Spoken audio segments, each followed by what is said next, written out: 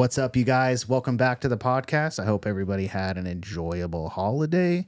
I know everyone's sitting at home in front of their TV right now. So thank you for joining us, the new and experienced investor podcast.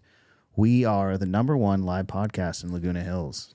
So congratulate us next time you see us. Congratulations. Thank you. We're a real estate investor podcast that brings investors from all walks of life together. I'm one of your hosts. I'm Alex Barnett. I'm the new guy. And I'm Joe Holmes. I guess that makes me the experienced guy. Sure does. Okay. Welcome back. Welcome back, everybody. How was your get together yesterday? Good. Nice. Yeah, I had a good time. Okay. Glad to hear that. Glad to hear that. I hope you guys all enjoyed yourselves. We have an amazing guest in here today. He's talking about a new revolutionary way to invest in real estate. It's going to blow your minds. Before we bring him in, let's talk about our meetup really quick. January 20th. January 20th, 24. We don't have a speaker yet. Yep. You got the old flyer in here. Oh, no, I know. Yeah. So we can talk about what we did last time. We have to find out who's going to speak next month. And we'll blast that out and let everybody know. There you go. But the last meetup was really cool. It was this last Monday. The last meetup was crystal ball predictions and stuff. Yeah. And I think we had like 50 people signed up, but only half of that showed, which is not unusual. I mean, it was honestly the day before Christmas Eve. Mm-hmm. But we had a good time. Yeah, it was really good. At least I had a good time. I think everybody enjoyed it. And having the smaller group, it was easier for people to connect, I noticed. Yeah. So that was pretty sweet. And it's up on YouTube right now. Yeah, if you want to see it. Yeah. I made some bold predictions. Oh, yeah. I'm calling them bold predictions. Yeah. Yes. So then we're going to quiz you at the end of next year, see which ones you got right. I'll just look at the video before you start quizzing me. Yeah. So we'll see how that goes. Yeah, I did make a prediction that the interest rates were going to be down to 5%. Bold. But I did see Bigger Pockets put out a prediction of 5.5%. Ooh. So they didn't go as bold as me. That's right. 5%. That's what I'm predicting. 5%. We'll see what happens next year. That's right. Yeah. Okay. We'll see. You heard it here. I think there's going to be a big, giant turnaround in everything, the economy, everything. Well, I hope so. My bank account could use it. Yeah. Yeah. So I would really enjoy that next year. Enough of that. So let's bring our guest in. Super excited. He drove all the way from down the street today. So we're really lucky to have him. Man. Yeah. Truly It's far. That's right. Yeah. You got the crazy holiday traffic right now. So thank you so much. Mor Milo, welcome to the podcast. Great to be here, guys. Yeah, absolutely. Why don't you go ahead and jump on in, let everybody know kind of what you were doing before you got into real estate and how it's going right now. Yeah, I'm more than happy to. So my name is Mor Milo, and I am the CEO and founder of a company called Relli, and what we're doing is building the stock market of real estate. We would like for everybody to participate in real estate investing. Me, first and foremost. So I actually am a tech startup founder over the last 8 years or so, dabbled a little bit in the corporate world as well, but over the last 8 years, I spent a lot of money building startups, some of which went decently, some of which didn't go so well. And I had an opportunity to purchase a piece of property about 8 or 9 years ago for $100,000 cash. It's probably worth about 400, 500 grand today. And about 3 years ago or so, I looked back on that decision and said, I really wish I'd owned that piece of property. I really wish I had that. And that kind of started my journey with my business partner that I've been working with for the last 8 years, over the last 4 different startups, to better understand the market, understand what real estate landscape looks like for an average Joe like myself to get involved, get my foot in the door. And what I discovered was it's quite difficult unless you have a rather large sum of money. And in order to be able to participate, you really have to take on a lot of responsibility as well. Become a landlord, manage piece property, maintain. If you want to go that route, right? Obviously, you can flip, you can wholesale, you can do a lot of different things. my family happened to be landlords. And that was the method that I thought would be best for me. And then I came to realize that I really preferred the model of investing through stocks or cryptos or, different mutual funds, looking and digging through different securities that I could participate in. And I would really love to give my money to somebody that actually had a track record and was capable of delivering great returns like they would for their high net worth investors. And we discovered that there weren't a lot of places where someone like myself could go and put 500, 1,000, 5,000, 10,000 even into some form of real estate backed security that is directly affected by a piece of property, a hard asset that exists in the world. The majority of opportunities that were available were maybe you could invest in a REIT and you had to trust a sponsor to go and deliver a bunch of money to a bunch of different people. But we wanted to diversify. We wanted to be able to gamify our experience. So we went on this journey to try to build this platform. And so far, 3 years in, we're in a wonderful place. We just launched our first product. We have our first investment opportunity with a great group out of San Diego that's building affordable housing. And we're on our journey to truly putting American land in American hands and giving everybody the opportunity to invest with any budget in really highly vetted quality real estate assets across the country. So that's what we've been up to for the last couple of years. And that's what brought me into real estate. I actually have no background in real estate up until 3 years ago when I dove headfirst into the capital markets and finance side of the business. Love that. Yeah. Well, I mean, I think real estate could really use, fresh, pair of eyes, fresh technology, all that kind of stuff. Because, not a lot's changed since the beginning of real estate from what I could tell. They're not making land anymore. That's true. Yeah. Yeah. That's one of the big ones. They just made land once, and that's it. Yeah, until we go to Mars. That's what we were talking about today. Yeah. Yeah. The first real estate developers on Mars. There you go. That's coming. Elon's on the forefront. Yeah. There, making it happen. So, and I like American land in American hands. That's pretty cool. That's our game plan. Yeah. Okay. Can you elaborate on that? Yeah, I think to your point, they're not making any more land. There is quite a bit of land available to do stuff with, though, which is pretty exciting. If you look at the United States specifically, there's a lot of development in a few massive metropolitan hubs and some stuff close to those hubs, but a lot of open space.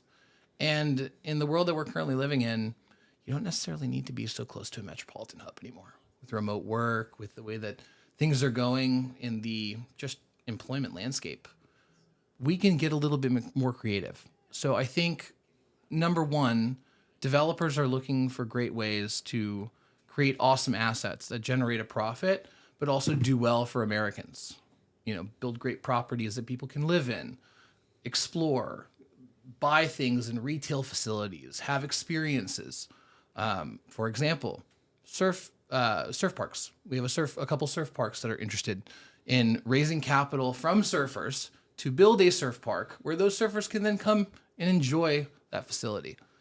And I think there's lots of land, there's lots of great applications for that land, and there's lots of people that want to participate in real estate, but maybe don't have the know-how to go purchase their own property, don't have the know-how or time to go flip or wholesale, but might want to participate in a fractional way, in a passive way, in pieces of property that might be interesting to them. Maybe you're a golfer, you want to invest in a golf course. Maybe you live in Tennessee and you think your backyard is the best place to build ever, but you don't have the know-how. Okay, come find a developer to invest in. Come find a sponsor that you can give money to that's highly qualified to build based off of your thought process. What do you think is going to be the next thing in real estate? So I think that there's a lot of opportunity, with data centers coming down line. There's going to be a lot of technologists and people that like technology that will have the opportunity to invest in continuing to grow all of the infrastructure that we need for new technology to come to light. And it's all based in real estate. It's all real estate based. It all needs land to operate. So we want to be kind of that backbone for the financing of American businesses across the country by giving access to average Americans to invest in those American businesses. So that's really the name of the game, is how do we keep this money in the ecosystem, creating amazing property for people to use, but also creating investment vehicles where we have American businesses thriving and average Joe Americans investing in hard assets.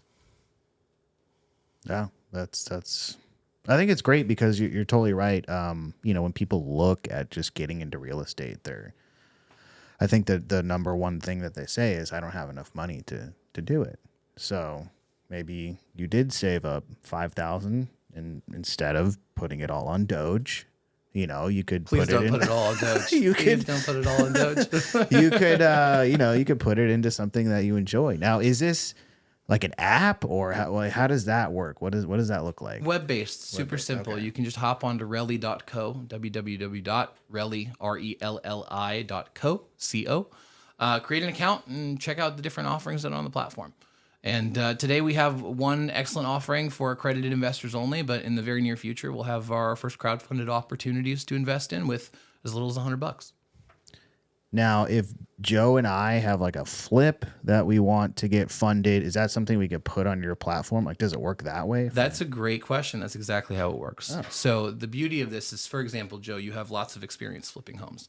If you were to decide that you wanted to create an incredible investment vehicle for average consumers or accredited investors to provide you with funding so that you could leverage your talent in flipping homes to go generate a profit for those investors, then we could support you in listing that offering on our platform and advertising that offering to accredited investors or also to the mass public to invest in those different deals where Joe would be the sponsor of that specific investment opportunity, and Joe could deliver a return back to average consumers or accredited investors.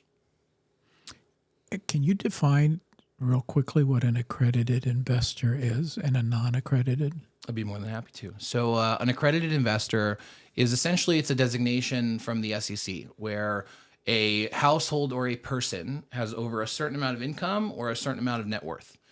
The income requirement for a single person is $200,000 and $300,000 for a married couple, and over $1 million in net worth in assets outside of your own residence, your own home. So if you qualify with that type of net worth and that type of income, then you would become an accredited investor, which would allow you to invest in alternative assets like real estate investment funds that are available to high net worth individuals.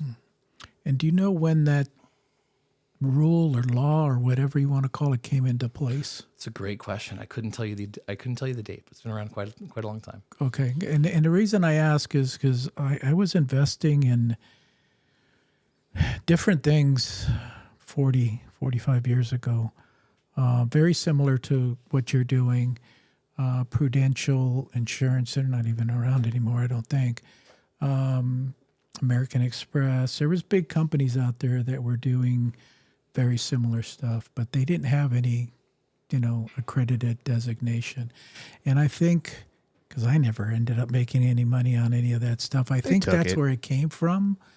Was, they were back then, they were taking money and, it's like, here, we're going to give you this return back. And they were nice returns. And that's probably one of the first problems is like, if they're offering you a big giant return, then you should be actually looking into this.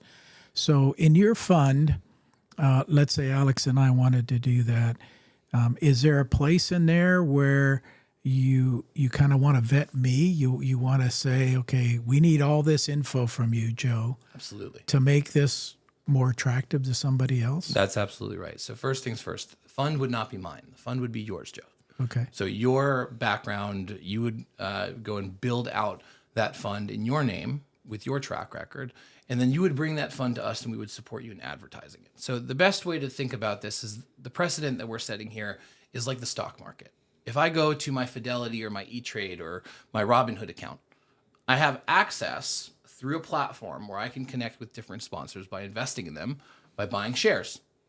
Same concept with what we're doing here. We would have your business securitized such that it could be listed on our platform and you could raise capital from the correct consumer. Now, let's say, for example, you were only offering investment opportunities to accredited investors. There would be a lesser requirement than if you were to decide to offer investment opportunities to the general public, right? Because there are different rules associated with the background of that investor and obviously their net worth and their experience and whether they can get taken advantage of or not. So in our circumstance, what we ensure is that we have the right type of fund in front of us, right, or the right type of vehicle in front of us that can approach the right type of investor. So for example, if I have an accredited only offering, non-accredited investors will not be able to participate in that offering. And the barrier of entry is a verification. To ensure that that investor is accredited, we will actually go and collect some documentation from that investor to ensure the accredited nature of that person or that household. In the circumstance of a public offering, you would require a Regulation CF or Regulation A offering. Now, I'm not a lawyer, but we have plenty of lawyers that we work with. So if you ever have questions about this, we can dig a lot deeper. But just like Apple or Google, they have gone through a process of setting up an entity through an S1 security, for example. Right? They're a big blue chip stock. They've gone through the SEC. They've gotten certain approvals. They've gotten certain qualifications. They also have certain requirements to do certain auditing 4 times a year, every quarter, or annually. Same concept with our developers that choose to raise capital from average consumers. They will be held to a higher standard. They will need to get qualified through the SEC, through one of these lower tier securities, such that they can list these offerings on our platform and we can legally collect capital from those average consumers. So just that process in itself requires time, money, and effort. So we will only go through that process with developers that have a track record of success, that can show us multiple funds that they have already been successful within delivering returns back to accredited investors, so that we can justify saying, okay, these guys seem like they've done this a few times. They've delivered returns back to their accredited investors already. Now they're ready to go to the public markets. Let's increase their visibility, give them a larger audience to raise capital from so they can lower their cost of capital, increase their profitability, and continue to scale their business. So extremely difficult vetting process that we have with our developers. We don't just take anybody. And then anybody that would like to raise capital from average consumers has a whole different list of requirements associated with the SEC that we support and walk them through, show them who they need to talk to and how they need to operate. But they will be required and held to that standard of doing annual audits, doing an annual review, quarterly reporting, etc. So, okay, so it's kind of like a syndication on my part. I have to put that together before I come to your platform. That's correct. Okay. That's correct. So if you're familiar with the term Reg D, I've heard of it, but I have no clue what it is. Essentially, it's an exemption through the SEC, which will allow a sponsor to raise capital into a security, essentially a vehicle, an investment vehicle, that's been exempt from the SEC because of certain sets of rules. So for example, if you were to go with Reg D 506C, and I'm getting a little bit into the weeds here, you would be able to raise capital from only accredited investors and generally solicit your offering to anybody. Now, when you send in that exemption, they essentially will put a stamp on that exemption and say, okay, we see that you're raising capital from accredited investors only, play by the rules or get in trouble. So now it's the responsibility of the sponsor to ensure that the investor on the other side of the table is of an accredited nature, right? So essentially, that is one type of vehicle that you can use. There are many other vehicles that you can use, like, for example, an LPGP structure that you guys are probably pretty familiar with, right? Where you have an LLC and you have a general partner that manages that LLC, and some LPs that maybe deliver some capital such that you have equity to go and place into different deals. So there's many different vehicles that you can use. Each one has its own different methodology around how you can raise capital. And what we want to be is we want to be that listing platform where we can provide a place for those sponsors to list their offering, attract the right investor for that offering type, and then provide an excellent return back to those investors and create a happy relationship between both sides. Okay. And so do you guys charge a fee, obviously? Is it per person, the size of the deal? What is your fees? Depends on the deal. So for example, if you had a Reg D deal that you're focused on doing accredited only, and you're interested in marketing that offering to high net worth individuals, we have a marketing platform where you would list on our platform, and we would charge you upfront to get on the platform, and then a monthly marketing fee. If you were to do a crowdfunding campaign where you would list your offering and we would manage all of the moving parts associated with your raise, like the broker dealer, like dealing with the transactions, collecting payment, doing subscription documents, that's more of a usage-based fee structure. So it'd be based off of how many investors you have in a particular investment, charged on a monthly basis, and how many investment types, or more correctly, opportunities you have within the platform. So that's more usage-based. Okay.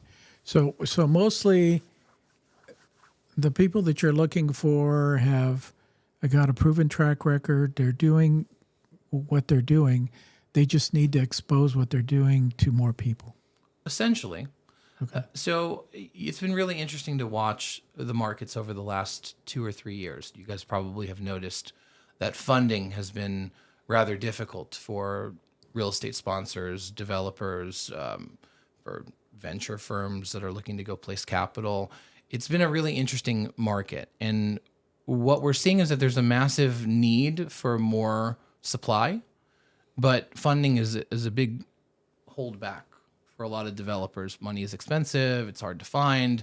Accredited investors and institutions have been a little bit more held back in the last 2 years. And what we've really seen is a waterfall since 2021 of capital being deployed. Just between 22, 23, and now 24, it has just been a waterfall. We saw an absolute high in 2021 of capital being delivered into real estate, closed fund real estate deals or venture capital deals. And by 2024, we're starting to slowly but surely tick back in the right direction. But it's been about half of what we were doing in 23. And then 23 was about half of what we were doing in 22. And 22 was about half of what we were doing in 21. So I think right now the name of the game is how do we find money, effective money, to go and build supply such that we can help solve this crisis that we have in the United States around housing. So how do we elevate opportunities for those sponsors to reduce their cost of capital and increase the impact that they can make by building more supply in the United States? Well, let's go get them some money. And more than ever, we've had average consumers completely priced out of the market. They can't afford to buy. Nobody can buy right now. Average consumers are having a very difficult time finding their way into the American dream, having a first home for their family. Well, how do we solve both of those problems? Well, let's give the average consumer a way to get their foot in the door in the number one long-term asset in America's history without the barrier of entry that we've seen up till now. And give that opportunity to the small to medium-sized businesses that have the know-how, the capabilities, the teams to go build that property such that you have a win-win. We have more supply. We have small businesses winning. We have average consumers making money on real estate. Hopefully that rolls into them buying their first property. Everybody wins. So we're just looking at the market and saying, okay, well, as consumers, we're getting priced out. How do we find a foot in the door? Here we go. As businesses, we're struggling to find the right cash for the right deals at the right price. Well, here you go. Let's pair the two, go have a beautiful marriage and find a way to make it work. So that's where we're at. Yeah, I know you talked about possibly doing a fund or something for the flips. I did. One time, yeah. Yeah. Yeah. You don't remember that? Did you actually listen to me? I listened to you, yeah. Wow, So that's nice. maybe it's time to do I've that. always found out it's like very difficult to do syndications and It's not easy. stuff like that. You know, you got tax implications, you've got reporting requirements, you've got so many moving parts that at the end of the day, you know, your return on your investment goes down because you have to do all that compliance stuff. Do you see anything in the near future that they're going to reduce the compliance? Or, I mean, it's there to protect the normal investor that is not accredited. I understand that. But there's a lot of hurdles to jump. There's no doubt. what I will say is this. We have enough technology to overcome some of these hurdles, right? Processing data and dealing with compliance is just, it's sets of rules, right? We have ways to manage rules. The problem is that it's really difficult to understand what rules to follow and what rules are more important or less important to follow. And nothing is black and white. So I think it's all about getting the right people in the room so that you have the right direction on where to go. And that was something that we tried to do really early, was figure out what are the obstacles? What are the difficulties? What are all the pieces that come into play? And we tried to build a network of people around us that could give us great advice: lawyers, accountants, auditors, firms, individuals, anybody we can get our hands on that had some knowledge or experience in this space, dealing with syndications, dealing with securities, dealing with all these moving parts. And I think what really needs to be done is there needs to be a group that's willing to come and put all of these resources together and create a process that's simple. Because at the end of the day, real estate developers are real estate developers. They're not capital markets experts. Their job isn't to be a securities attorney. Their job is to go build real estate that turns a profit. So for us, it's been really important to build some of that infrastructure so that we could provide a white glove experience for those developers because of the level of complexity. Now, I can't go to the SEC and tell them to change things. That's not going to happen. Maybe one day we'll get to a place where we have enough scale to go turn the tides in Washington, but we're not there just yet. So what we can do is we can do our homework, and we can do our absolute best to have all the right providers, vendors, experts behind us so that we can create the most seamless process. Because it's possible. It's possible, right? If it's possible, it can be redone. It can be done again. It can be done more efficiently. It can be done easier. Some people love this example. Some people don't. Grant Cardone has built an entire business around raising capital from the public. Now, however you feel about Grant, that's totally understandable, right? And at the same token, he has raised $1.5 billion for $5 or $6 billion worth of real estate and is constantly sending out checks to his investors every month, every quarter. Why can't that be Joe doing flips? Why can't that be GLH doing affordable housing?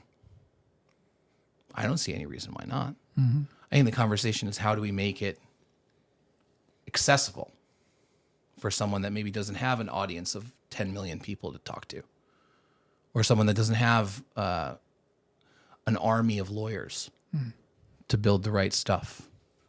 Let's get all that stuff in one place. Let's use technology to do it. Well, we are the #1 podcast in Laguna Hills. That's right. It's not nothing. It's not bad. It's not nothing. That's getting there. Yeah. Army of lawyers, I do like. I don't like lawyers. Well, only because we had a meetup guest who came by and he told us this story. He started a fund. Oh yeah. During 2008, he was scaling. He admitted he scaled a little too fast. During the market goes boom. All he wanted to do was take some funds from this project to help this one, so everyone can kind of win. Well, he gets hit with wire fraud charges. He's got the black vans rolling up, taking him out of his house, all of his neighbors watching and everything. So, yeah.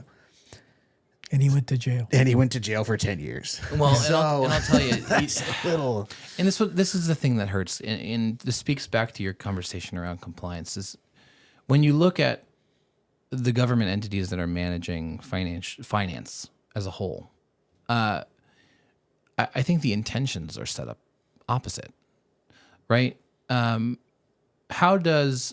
let's think about it. The SEC is a private entity. It's a business. It's a government sponsored business, but a business nonetheless. A business has to make revenue. How does that business make revenue? Well, that business makes revenue off of charging fines and fees to businesses that mess up. So inherently, wouldn't it make sense for them to make the code more difficult, such that more people would screw it up, such that they could go chase more money? So inherently, the entire system is flawed, which makes it really difficult for a good sponsor that wants to turn a profit for their investors to be able to operate, me included. I'm currently raising venture capital. I would love to be able to write a check to somebody for a percentage of however much they raised for me. I can't do that. That's illegal. That's the selling of securities. I would get in lots and lots of trouble if I did that. So I can't, ties my hands. But if I had someone who was capable of connecting me with the right investors and I could properly compensate them for connecting that highly qualified investor with my venture capital deal, I would be more than happy to write them a check for the percentage. But most people don't know that that's a rule. So people will go pay those percentages. And then what ends up happening is the SEC will come back and say, oh, you messed up in this at 2004 at 3 o'clock in the afternoon and da-da-da-da-da. So I think inherently there needs to be a little bit of a shift in mentality. And I think that's coming with the new administration, which is exciting. I think it's going to be really interesting to see what happens with this new administration. There's already some rumblings in the SEC of what's happening. And I think it needs to happen not only because of what we're doing, right? There's lots of us going and building opportunities for real estate, but as a whole, if you look at crypto, you look at DeFi, you look at literally anything in finance right now, the regulators are 100 years behind the operators. And that's the problem. That's really the issue. It's not even about they don't know this, they don't know that. They're just not up to speed because it's almost impossible to be up to speed. I try to keep up with what's happening in finance, and it's just moving at light speed.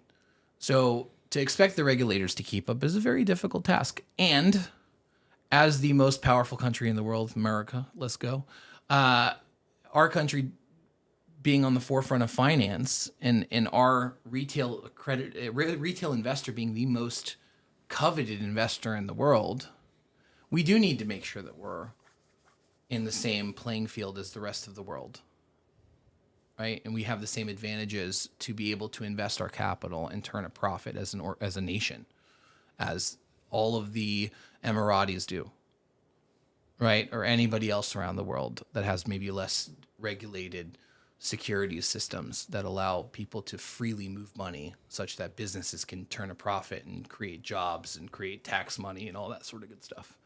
So I think there's good things coming.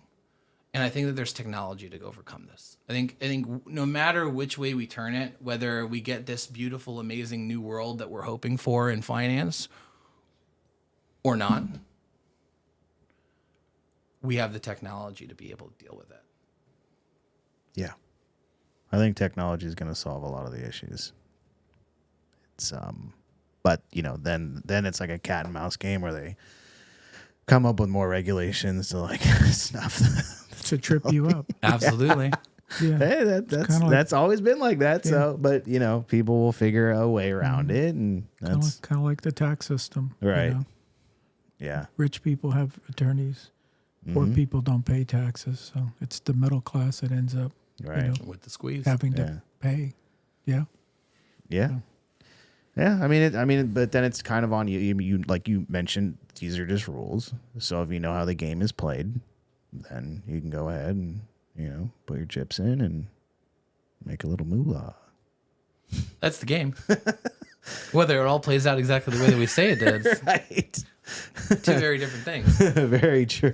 But yeah, look, I think finance is going to be a wonderful place to be over the next 10 years. I think real estate is going to be a wonderful place to be. But there's so much opportunity for disruption with prop tech, and I think it's just now starting to get its footing. Mm-hmm. It's been really difficult to disrupt real estate because it's the devil that you know, right? Mm-hmm. It's like you play the game that you know. Yeah.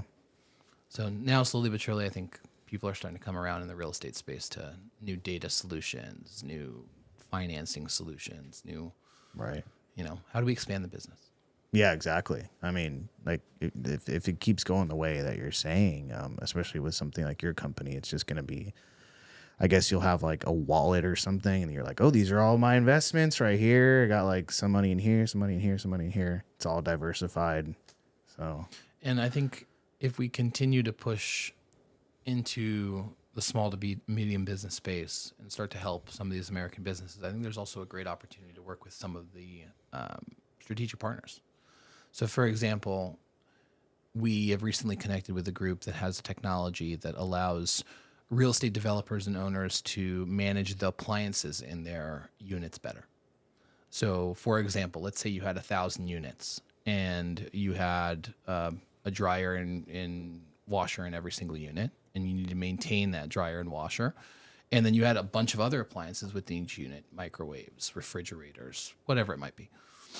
This software will actually ingest all of that data on every one of those products and then provide live updates on which products need to be refurbished or maintained or have warranties coming up, such that you can more effectively strategize how you spend your money within your real estate property, such that you can create the best ROI for your investors. How do you do that? Reducing the number of trips that you have back and forth, reducing shipping costs by ordering multiple things at the same time, fixing, multiple problems at once that maybe you can anticipate because you know that the warranty on this item comes up in a month. So you might as well replace it now because you're already making a trip out to that property and you're already sending out all the workers to go do the work. Let's just do it all at once, right? So leveraging data, leveraging tech, leveraging just new solutions in the marketplace, I think is something that's on the forefront of developers and sponsors' minds as they continue to grow and scale. And I think if we can start to really inject those different technologies into our developers' line of sight, I think that they're going to start to really see efficiencies within their businesses, which at the end of the day turn a better profit for everybody. So I'm excited about it. Yeah, that's interesting. It is very interesting. Yeah.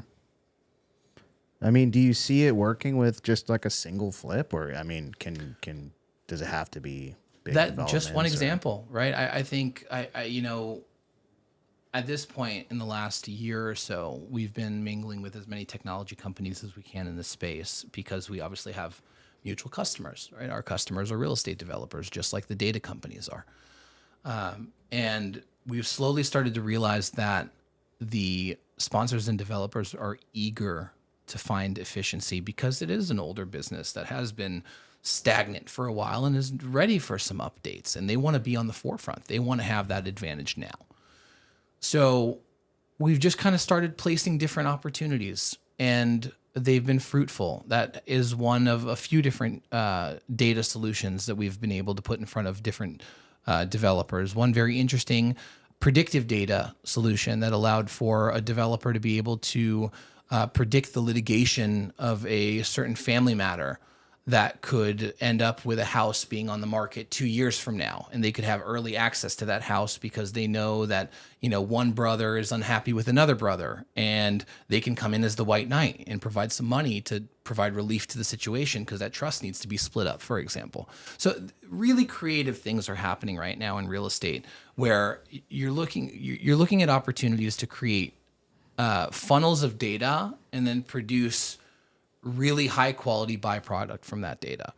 And I think the more that we have creative minds working to try to think about different problems within the industry, the more we're going to have developers taking on new technology that they can implement to increase the efficiencies of these different real estate products. And I think if we can get some of that retail capital in there and inject maybe a more affordable cost of capital into that developer's pocket while still providing a great return for those average Joes, I think that there's so many ways for us to create exponential improvements in a game that has been thought to be a little bit stagnant, right? For a long time, it's like, okay, well, what's the cap rate? What's the NOI? How do we take this to the next level? How do we take that cap rate conversation completely out of the conversation? How do we focus on operational efficiency? How do we focus on creating the most amount of value for tenants such that instead of us focusing on, okay, well, I can pinch out an extra quarter point if I do, let's try to find ways where we can really maximize. I think technology will do that. I think democratization will do that. I think decentralized finance will do that. So I'm excited. I'm really excited for what's coming. It's going to be an incredible year. Are you ready, Joe? I'm ready. He's been waiting for a long time. Yes. Been waiting for the last 4 years. That's right. It's almost like my Cybertruck. Yeah. It took me that long to get it to him. It's finally here, Yeah, baby. Finally here. Come on. That's good. Yeah, that's really great, man. You're getting me pumped on this. So I see now why you're the face of the company. Well, thank you. I really appreciate that. Yeah. And I do want to give a shout out to my guys because like without them, I couldn't do this. I have two incredible technical co-founders. One, Ross Relli, who's my right-hand COO and president. And he's been with me for the last 8 years working on every project we've done. And I couldn't do what I do without him. And then our new kind of third amigo is Abdul Zahid, who's our CTO, ex-Rackspace Raytheon guy, incredibly smart. And literally, I haven't heard the word no come out of his mouth. So I'm really grateful to both of those guys for sticking through the process with us. That's excellent. Yeah, man. Okay. It takes a team. Nothing's Yeah, done by absolutely. You can't do anything by yourself. Yeah. No. Yeah, totally. So yeah, this is a part of the show. I have some videos I'm going to bring up, and I kind of want to get your reaction on these. Cool. So, Lauren? Alrighty. The first one is more real estate predictions. Here we go.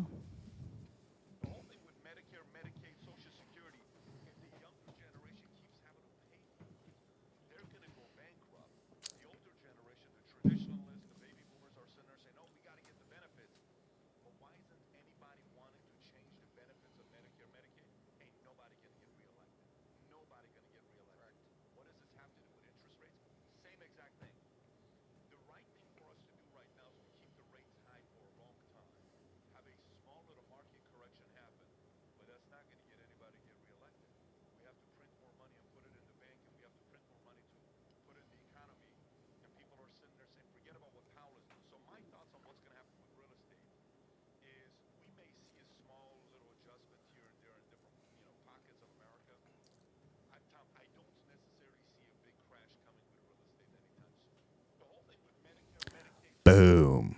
Thoughts? Well, first of all, he said something very interesting, which is if we were smart, we wouldn't be reducing the rates just so fast. And obviously, all of us really would love for the rates to go down. But at the same token, we're seeing unprecedented times. Markets in a place where it's never been before. We're pushing into new heights. Be greedy when others are fearful, and be fearful when others are greedy. Right. And right now, others are starting to get a little greedy, and I'm starting to get a little fearful. But at the same token, I am very excited for what's to happen in the next couple of years with the new sentiment around the market and the way that people are feeling about the power of the U.S. market post the election. We could really see some really cool stuff happen that we've never seen ever before. So I don't know. I'm hesitant to make a particular prediction. What I personally was saying up until maybe actually this moment, funny enough, was that we really probably shouldn't be reducing the rates for probably another 6 to 8 months. I don't think these correct. I think we should probably throw the brakes on a little bit. Right. But that's how I feel about the situation. How do you guys feel about it? Joe says 5% by when? The end of next year. Okay, end of next year. Yes. I mean, we're still getting offers on our properties. People are, I think as long as you buy right, that's a tried and true rule. If you buy right and you price it right on the other end, you're going to have buyers. The rates aren't really going to be that big of a difference. They figure them out. Yeah. So, like this one deal we're doing now, they're asking us to buy down the rate, So people find ways to do things when they want something. I agree with that. Yeah. Right. Well, and the thing, I mean, you mention this all the time. The rates come down, prices are going to go up. So now, where does that leave us? I don't know. I don't know if that solves anything at this point. Yeah. So well, we get the rates down to 5 where people feel comfortable that, I'm going to go buy something, and hopefully they do. But yeah, it goes back up. So might as well buy now. Yeah. Hold on to it. Buy now.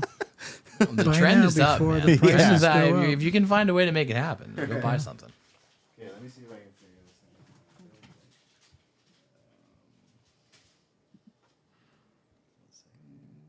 We have another video. Is that Yeah. fun? Very Yeah. fun Yeah. times. We're trying to fix the sound real quick.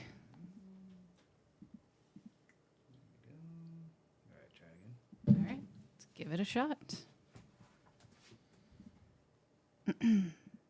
Next video is renting better than buying right now? Let's take a look. I've bought a condo. I own 1, 2, 3, 4, 5, 6, 7 or 8 properties. Right now, the rental market is 10 times better across the United States than any buyer's market. How are you purchasing a condo? The broker that I spoke to, he's like, yeah, we can make it happen. Getting your wages like you're paying yourself rent. If you can't afford it. According to somebody, I can't afford it though. If they say that, they're legitimately dumb. What they're trying to get is their little precious commission. I'm not getting paid by telling you this. I guess it's because like they helped my cousin buy. So I was like, oh, my cousin's place is pretty nice. So I was like, I can just put it on a credit card. And If you even said that statement, buying a piece of real estate is not in the picture. well, it's gonna happen. I've bought a condo. I own 1, 2, 3, 4, 5, 6, 7 or 8 properties. Right now, the rental market is 10 times better across the United States than any buyer's I don't want to market. laugh. Right? This guy's pretty good because he just roasts people that are like. He's great, actually. He's wonderful because I think people need to get slapped. Sometimes. Right, Sometimes people just need to get slapped with some sort of reality of like, hey, dude, you either need to spend less or you need to make more. You got two options. That's all you got, right? I think it's all about mindset, right? If you have a place that you want to go and invest in outside of real estate because it's more approachable, because the cost of getting into real estate is so expensive, then I see the value in being a renter in this market. At the same token, actually, which is why I'm building what I'm building, right? This is the entire reason why I'm here, and I'm trying to give a good answer that if we didn't have Relli today, right, what would you do? I really think the name of the game is stack your chips and purchase a piece of property when you can actually have some leverage in it. Because at the end of the day, a massive payment is not going to help you in any way, shape, or form. You're just going to go bankrupt. You might as well have the rent, put some money in your bank account, get a little bit more frugal, save some more money, spend a little less, and go put a nice down payment on a piece of property. So you actually have, and in that way, worst comes to worst, you need to go rent the property out. At least you maybe got a little bit of cash flow there. You got something going on. But having a massive mortgage payment has never been something that I have ever been excited about or would recommend to anybody. Yeah. Yeah. I mean, especially if you're in that situation where you got to put some of it on a credit card, you know, and you're like, don't ever put any at down payment on a 30%, credit you're card. like, yeah. No. You're like, I don't know if that's really solving your problem, but That's creating a much bigger problem. That's what that right. is, at 30% interest. Yeah. Well, it's kind of interesting. I mean, especially around here, you know, we're renting in Dana Point, the place that we're at. If we were to buy it, yeah, our mortgage would be insane. And It'd be at least double, maybe triple. yeah. So, we're banking on seller finance. It's a good way to go. Yeah. I just talked to a developer about a deal that he did seller finance. They're very, very stoked on that deal. Yeah. No, that kind of solves a lot of the problems as well. But so does Relli, you know what I mean? So then you could start investing in real estate without having to have the massive down payment. Go get some of that cash flow in your pocket so you can have a down payment to go buy that real house. There you go. Absolutely. Boom. What else we got? We got one more. Dan Pina predicts 2025 crash in commercial real estate. Okay. Oh, I might have seen this one actually. I said the big tsunami's coming. What's the big tsunami? The collapse of commercial real estate. Where do you think it's going to drop? It has already dropped. London's down 40% in some areas. Correct. Now, if you knew that 22 of the last 23 quarters, Mayfair real estate has gone down in value, and you find it on page 42 of the Financial Times, down in the right-hand corner. Is that because it's bad for the bank? Absolutely. The largest building in St. Louis, 68 stories, 100% empty, sold for $3.4 million. Am I the only guy that looks at this? A great time to buy for people like me. Correct. I said the big tsunami's coming. What's the big tsunami? The collapse of commercial real estate. Where do you think it's going to drop? It has already dropped. London's down 40%. Just sitting in his mansion, just making predictions. Look, yeah, you guys would all know much better than I am, as I'm very new in this game. But what I'll say is this: I see the big corporations starting to hedge to go buy real estate, and now's the time. Look, if you had a bunch of money on your, in this year in income, and you had a big old tax bill to pay as a big corporation, what the hell would you do? Right. Put your money into some commercial real estate that's on its butt. That's Yeah. what you'd absolutely do. Is that what I said? That's I'm in what the she same boat. said as part of the prediction. I think actually I closed in one of my investors. I closed him, I think, with that because I had that opinion. I was like, dude, how are we not seeing this? How are we not seeing that the big corporations with all this money that's laying around, they have a big tax bill coming, and there is just so much to buy for pennies on the dollar. These developers that have been holding, or these owner operators have been holding on to this commercial real estate for the last 30 or 40 years, and their cost basis is 20% of what the value of what the property is supposed to be today, right? The speculative value. They're willing to take a haircut on that deal so they can walk away clean. And guess who's going to go buy all that property? The big corporations are coming in to go swing their big coming money back. bags. Absolutely. They're coming. If I was them, that's what I would do. Yeah. That's a big tax break. Oh, yeah. No, absolutely. I agree entirely. Okay. They're going to buy your Dana Point property. You should be buying. BlackRock. And rent it right back to you. And then rent it right back to And you. rent it right back to to you. us. At a premium. BlackRock's the devil. Yeah. Well, they're playing with the house's money too. That's part of That's it. why Relli is trying to get all the average Joe money. Exactly. Yeah. Give it back to the Right. small business owners. Yeah, for That's why sure. we're here. Yeah. I mean, we don't need that many properties to be living fat. So BlackRock can buy up Staring some into of my it. soul when you said that. Yeah. But yeah, I mean, especially the commercial, like you said, it got all these, retail office buildings. I don't know what people are already starting to convert those to apartments. So there's going to be a lot of development going on with those. It'll be interesting to see. I think the newest trend that's going to start coming is micro homes, but it's going to be not necessarily in the boxable, like boxy home that you see. I think we're going to start to see 2-bedroom, 1-bathrooms popped up with smaller square footage and start seeing them in little communities. Think Right. like those little townhomes that you have that normally were three or four bedrooms with 2 or 3, 2.5 baths. Start seeing those at 2.1. Right. And you start seeing those tiny little starter homes for $500,000, $250,000 in California, right? Something like that. Or if you start going a little deeper into the United States, those numbers are going to start to dwindle significantly. But I think the newer generations really want something of their own. They don't necessarily want to live in a cube Right. within a big multifamily. So I think anybody that can create a community around maybe some micro homes, maybe build some, build the neighborhood Starbucks and the neighborhood Target, and do Right. all that stuff, and have like a little community for remote work. Huge opportunity. I've had a micro home for 45 years. The only Yeah. problem is my children were in there and they weren't paying rent. Yeah. It didn't work Yours out is very micro, well. Joe. Didn't work out very well. Yeah. Yeah. Yeah, I don't think that yours would be considered micro, but It's split up into little micro oh, I see what you're saying. rooms. Yeah, It's yeah. become micro. It was because rent by he's the- paying everybody yeah. else's rent. It was rent by And the knock, room. knock on the door every month, but I didn't get anything paid Yeah. back. For some Exactly. reason, there's never money waiting for me. No, never. Never. It's a crying shame. How can people start working with you if they're either an investor and they have an opportunity, or they want to just be on the platform? Yeah, come check us out at relli.co, RELLI.co. You can get a hold of us through there as an investor by building up an account, create an account, create a profile, all that sort of good stuff. We will absolutely be reaching out to you. Say hello, see how you're doing, see what interests you guys have so we can make sure to line up right deals. And then if you're a developer or a sponsor, you want to go and raise capital on the platform, you can reach out to me, find me on LinkedIn, Mor, M-O-R, last name Milo, M-I-L-O. You can also reach out to me directly via email at Mor@relli.co, RELLI.co. Happy to talk to any developer that has a track record of success and looking to raise some capital. I'd love to put them on the platform.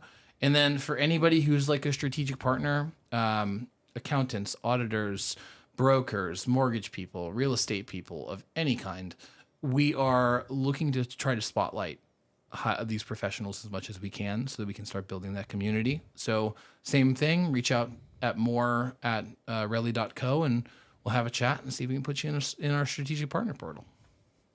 Awesome. Well, thank you so much for breaking all this down. It's Anytime. very exciting stuff. Future of real estate right here. And yeah, if you guys, enjoyed it, let Mor know, reach out to him. And if you want more information, then hit him up, let's get this baby rocking. Yeah. Thank you.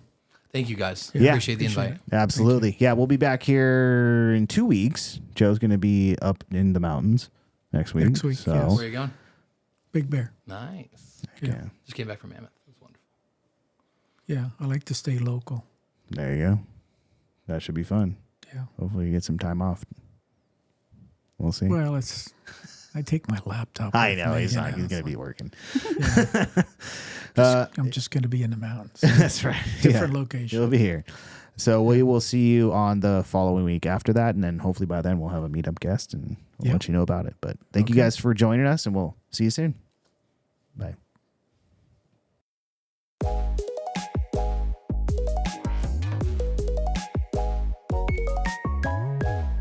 If you want some more advice on real estate investing, reach out to us one-on-one.